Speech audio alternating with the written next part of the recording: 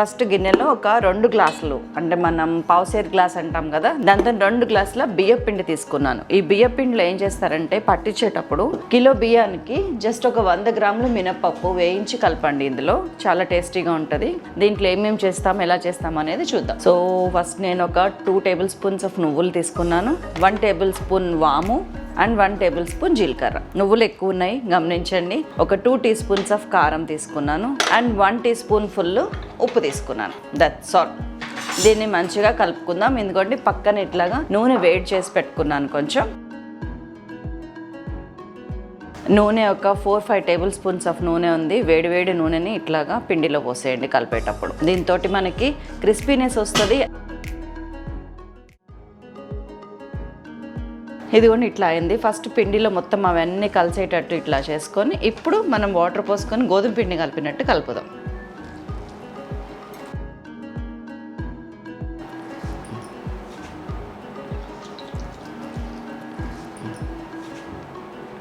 నీళ్ళు కొంచెం కొంచెం చూసుకుంటూ కలపండి.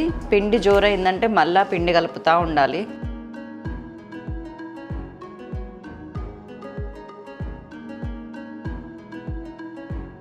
హాఫ్ టీ స్పూన్ అల్లం వెల్లుల్లి పేస్ట్ తీసుకున్నాను. ఇందులోకి నీళ్ళు పోస్తున్నాను కొంచెం, సో దట్ మంచిగా మిక్స్ అవుతుందని. ఈ నీళ్ళని అందులో కలిపేస్తున్నాను. ఫైనల్లీ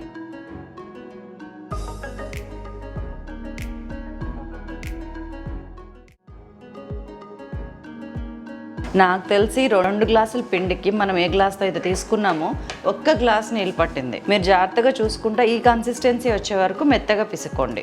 దీన్ని ఇట్లా మూత పెట్టి ఒక 10 నిమిషాలు పక్కకు పెట్టండి. ఈలోపు మనం నూనె కాసుకుందాం. నూనె కాగుతుంది. మనం ఈ సైజు రేకు తీసుకుంటున్నాము. దీనిలోకి వేసేసి దానిలో పిండి పెట్టుకుందాం.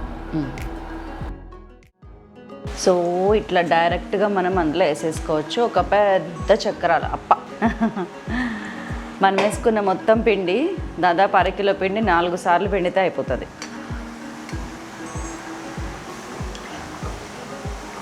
జస్ట్ 2 నిమిషాల్లో కాలిపోతుందండి. దాన్ని అట్లా తడిగా ఉన్నప్పుడే మీరు తిప్పచ్చు. కావాలనుకుంటే చూసుకోండి ఒక్కసారి.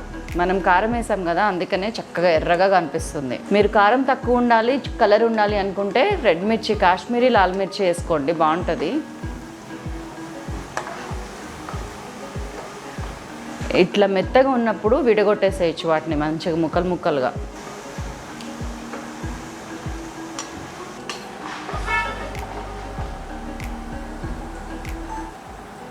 ఇట్లా టిష్యూ పేపర్ మీద పెట్టి జాగ్రత్తగా వేసుకుంటే 1.5 మినిట్ పట్టింది ఇవి వేగటానికి అంతే. సో సెకండ్ వాయ మనకిది. మనం ఏదైతే ప్లేట్ వేస్తామో సైజు అది కింద వేసుకొని చక్కగా ఇట్లా పెట్టుకోవాలి. ఇందులో ముందలేసింది ఉంది కదా, అది కొంచెం క్లీన్ చేసుకొని ప్లేట్ని ఒత్తకుండా పైన మూతని లిడ్ని క్లోజ్ చేయాలి.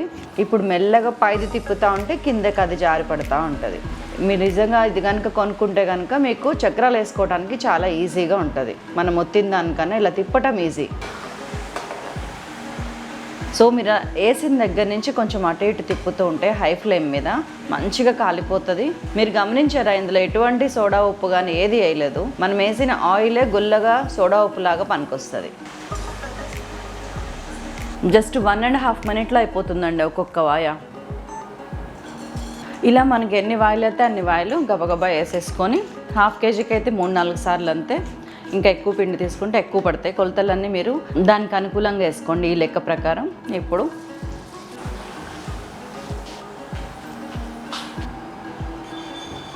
మన అద్భుతమైన చక్రాలు జస్ట్ 20 మినిట్స్లో రెడీ అయిపోయినాయి. మనకి నూనె కాగే లోపల ఈ పనులన్నీ చేసుకోవచ్చండి మనం. సో నేను చేసేసాను, మరి మీరు ఎప్పుడు చేస్తున్నారు? కరకరలాడే చక్రాలు చూసారు కదా. యాజ్ ఇట్ ఈస్ కొలతలతోనే యాజ్ ఇట్ ఈస్గా చేసేయండి. అద్భుతమైన కరకరలాడే జంతికలు, చక్రాలు మీకోసం, మీ పిల్లల కోసం, మీ ఫ్యామిలీ కోసం రెడీ.